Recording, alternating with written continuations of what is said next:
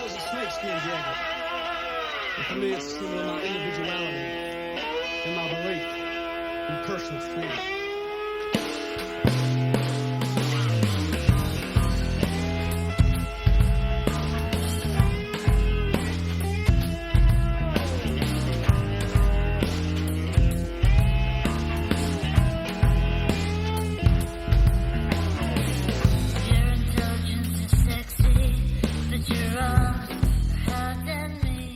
It was sort of much like that slam dunk shot. That's a 1 in 25 year event.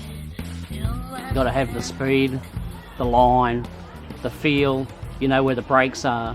You might find a crack in the concrete, and I don't know what it is, but 9 times out of 10, if you see the crack in the concrete near a putt-putt hole, that's pretty much where you need to hit it. So you look for that.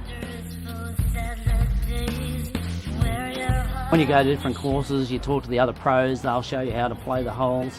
When you play with Al, he gets into a game zone and he's just focused so much on his next hole, where he's putting, how it rolls, what he's got to do to make sure the ball goes in the bottom of the cup. Putt-putt, as distinct from mini-golf, is a very precise and accurate sort of game. Unlike golf, where they're only practicing their putt every 5 minutes or something, you don't have that luxury on a putt-putt course. Alan knows each shot. And if I put the ball on the wrong dot, he'll let me know.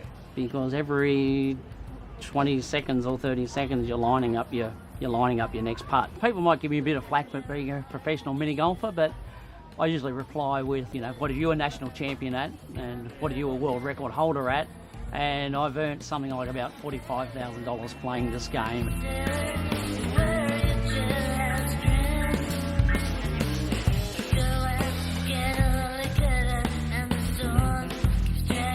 I'd hate to think of how many times he's played each hole. He can come over here on a Friday night, get here at 5 o'clock, 6 o'clock, and go home at midnight. Every putt hole has its own unique character. If he could, he'd be here all day, and he'd love it every second of it. I've travelled all over Australia with him playing, and I've seen his love and passion for the game itself. The public, I guess, don't realise the competitive side of putt-putt or mini-golf. They can't believe that someone could shoot those sort of scores. If somebody says you can't make a hole in one on a particular hole, Alan would probably get it. Well, the highlights of my career, I guess, is always your first national win, as I did as an amateur. The invitation to join the pros, that was sort of a recognition of my putting ability. And I guess 9 years later, when I finally got to win my first national pro title, so that was 9 years of a lot of hard work and slog.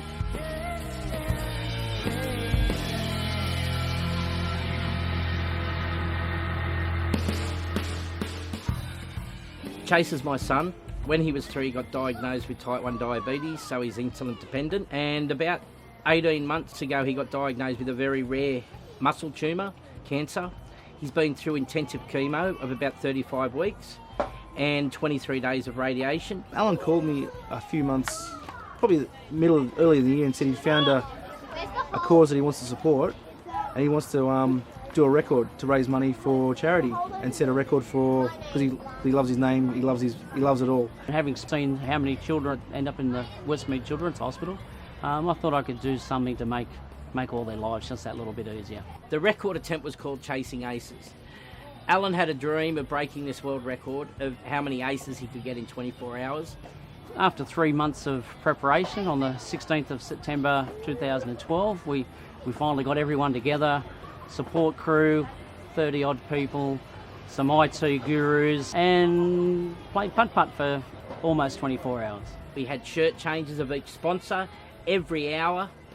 It was just a night that I'll never forget, and to smash the record as much as he did, it was just something that I didn't believe that could happen, but yeah, he did it. The world record for holes in one or aces in 24 hours was 570. And we covered that off in about 7.5 hours. Really had a goal in mind of 1,500, because there was a few people told me I couldn't make 1,500.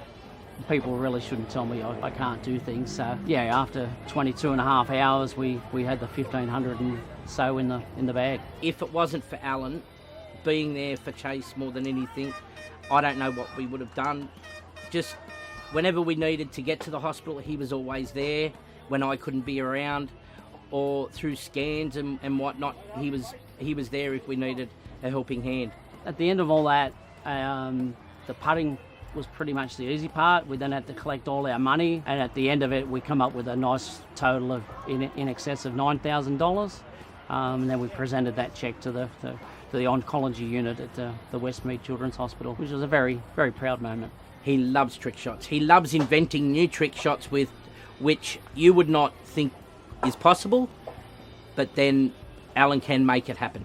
Some of these are 1 in 10 year, 1 in 5 year events. I've got course owners telling me that they can't be made. I might spend 2 or 3 hours trying to make a shot, but eventually I'd make it. It has to have some wow factor about it. I've had a look at a lot of stuff on YouTube, and it's all fairly basic.